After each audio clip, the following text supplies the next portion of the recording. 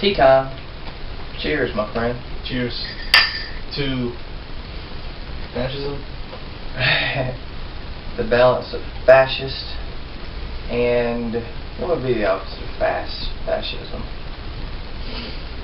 Capitalism? No, that's a form of economy more so. Democracy?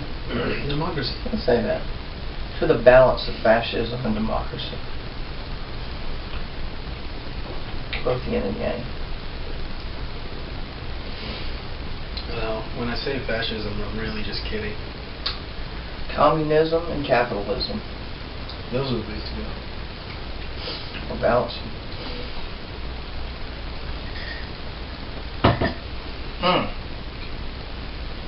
Don't think that our stomachs feel bad. Our stomachs feel good. This has been practiced in monasteries for centuries. Buddhist monasteries, Taoist monasteries. I had a friend who was a monk before he became a Jehovah's Witness. And he made me one of the most incredibly terrible meals I'd ever had. But after I ate it, I had this sense of balance that I've never felt in my entire life. How long did it last you for? Shoot, hours and hours. It was, he took onions and mangoes and fermented shrimp sauce, anchovies, God,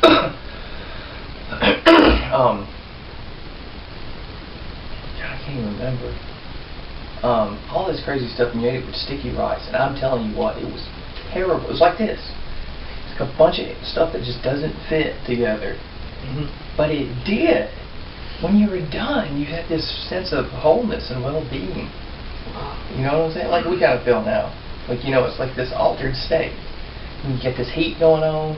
You got this sour going on. You feel it in your body. You feel it in your veins. You feel your, you know, like I feel my liver going, you know, like secreting stuff right now. I feel.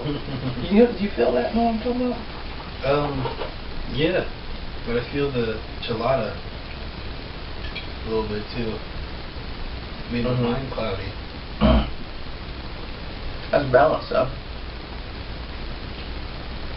And this is an upper. Ginseng is an upper, but it's also, like I said, an adaptogen. It'll help you gain center. I'm eating lemon, that's why I have the terrible look on my face. I'm drinking tea, but I take a long time to eat, so I'm also eating my lemon and my very bitter chocolate.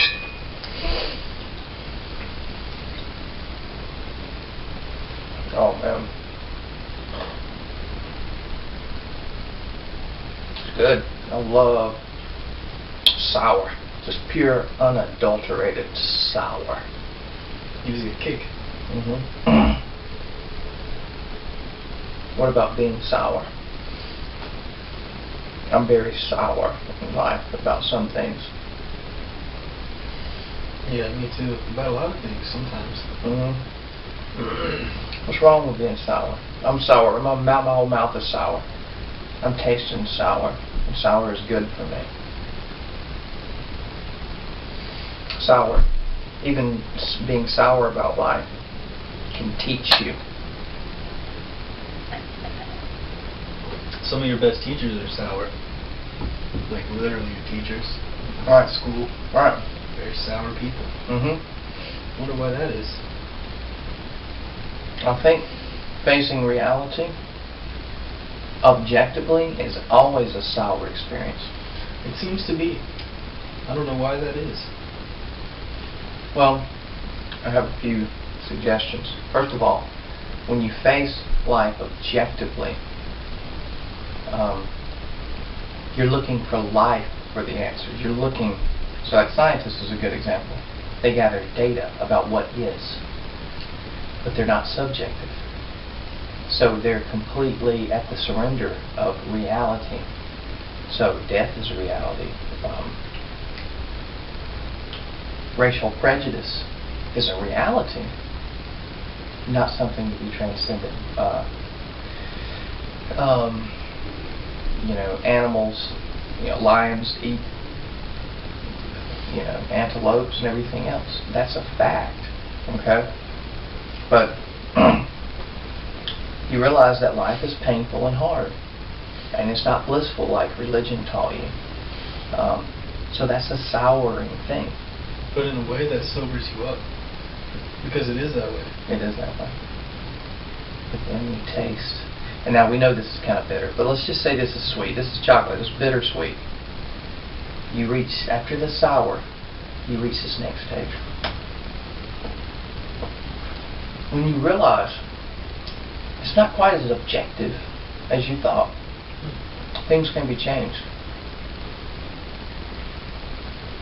And the bitter is still there. Life is hard. It's going to be a hard struggle. But we're going to change things. For instance, like Martin Luther King, he knew people were prejudiced, obviously. But after he had those sour lemons, he had some bittersweet chocolate. He said, I have a dream. And that dream became the new reality. Wow. Now it's time for us to drink the ginseng of life. Balance those aspects that are so hard to put together, like bitter and sweet, sour and sweet, salty and hot.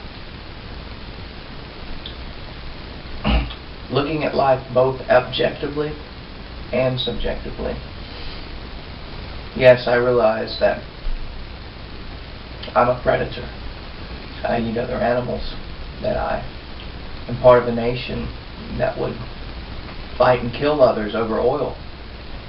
But I also realize that I have a decision to change that and directly affect others with a dream. That we move from predator to something more balanced, that doesn't kill, that doesn't compete and war over stupid shit for survival, but works together. Complete change. Yeah, life was sour when I looked at it through the eyes of the lemon. But through the eyes of ginseng, it's much different. I have power now.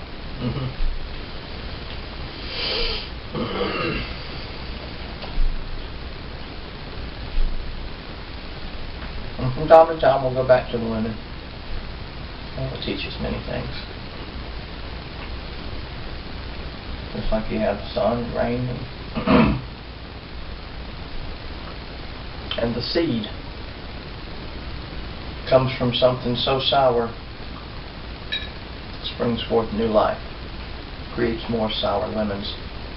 Are we not like lemons, creating sour fruit and new trees that produce more sour fruit?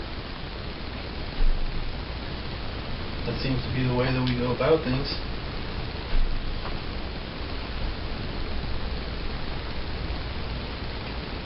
I don't want to be just a lemon, do you?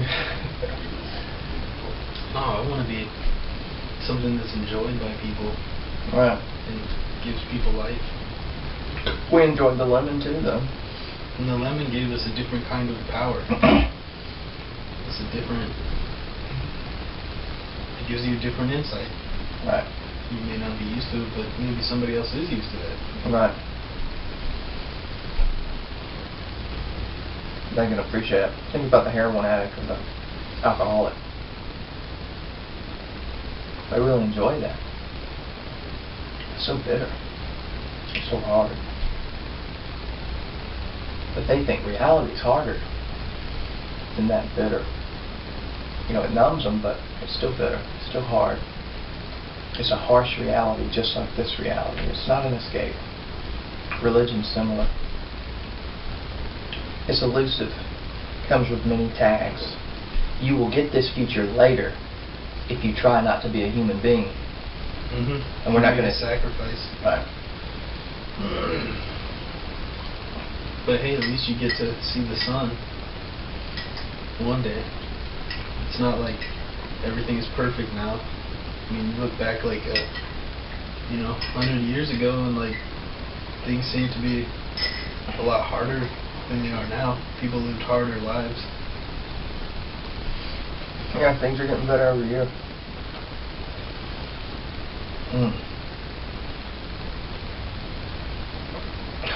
we heading for a lemon in 2012, like they say?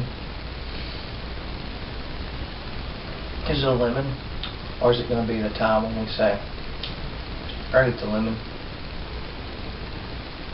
pass the ginseng? What's it going to be? What do you think? Hopefully it'll be a time of enlightenment, and people will come up and rejoice and know what, use their insight to gain ground and move forward and make the changes that we need. Yeah. Make complete cycles, end cycles, bring the balance to the world. Let's balance the powers of the Force. Mm-hmm. It's interesting about, it said that Anakin was going to balance the Force, and who was it? What was the mentor's name? Obi-Wan? Obi-Wan. Was like, you were supposed to bring balance to the Force. Mhm. Look at you, you've joined the dark side. Yep. Yep. But who was it that brought balance to the Force? Think about it. The son did. Think about it real deep. Who was it that killed the Emperor? Darth Vader. Darth Vader. Which is him. Oh. Right. So he went from the light to the dark, not back to the light again, my friend. He balanced the Force. He balanced the light and the dark by love for his son. And he didn't kill his son like we know in the Christian tradition, or God didn't kill the son, he allowed his son to be killed. He did not allow his son to be killed. And he destroyed the dark. But he was the epitome of both light and dark perfected in love. And that's how I see 2012 and beyond. And I don't call it 2012 and beyond. I call it the present being. That is when we will be eternity. I don't know if it'll be 2012, but it can happen now.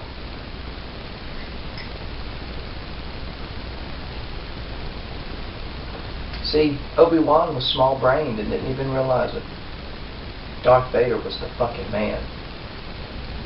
The motherfucker, he got burned to a crisp and he lived through that shit. Mm-hmm. That's a bad motherfucker. Yeah. And had a kid. He had so much power, but he didn't know what to do with it, and he didn't know how to control it.